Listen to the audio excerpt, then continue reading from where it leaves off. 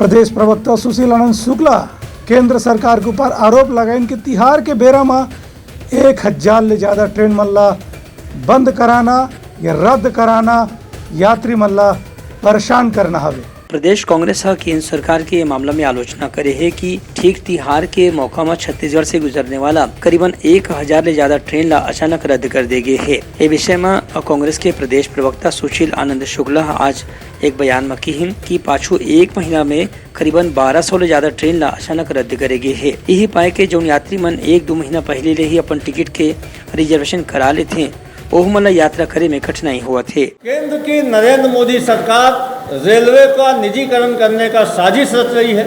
लगातार यात्री ट्रेनों को बिना किसी अलाउंस के, बिना किसी घोषणा के बंद कर दिया जा रहा है। यही नहीं, 2-2, 3-3 महीना पहले लोग अपना रिजर्वेशन कराते हैं, लेकिन गंतव्य तिथि के दिन पता लगता है, यात्रा तिथि के दिन पता लगता है कि रेलवे की अमुक ट्रेन रद्द कर दी गई। छत्तीसगढ़ से गुजरने वाली हजारों ट्रेनों को बंद कर दिया गया। राखी के समय, तीजा के समय, दिवाली के समय, त्यौहार के समय ट्रेनों को बंद किया जा रहा है। ऐसा इसलिए किया जा रहा है ताकि लोग रेलवे से ऊब जाएं और नरेंद्र मोदी सरकार रेलवे को, अडानी को सौंपने की अपनी मंशा में सफल हो सके।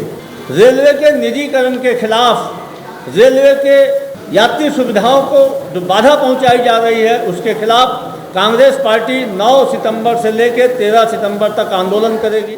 कांग्रेस के प्रदेश प्रवक्ता के आरोप रही से कि अचानक ट्रेन रद्द होले जौन मन ला कोई लंबा दूरी में यात्रा करना पड़ते ओ मन ला वैकल्पिक व्यवस्था करे में भी परेशानी के सामना करना पड़त है। कतको गाँव ऐसे भी देखे जाते कि जौन रास्ता में ट्रेन चलत है वहाँ दूसर जगह बस चले की व्यवस्था नहीं होने से भी यात्री मन ला परेशानी के सामना करना पड़त है। केंद्र सरकार से मांग करे कि अवैया तिहार ला देखत अब कोनो भी ट्रेन ला रद्द जान करे जाए।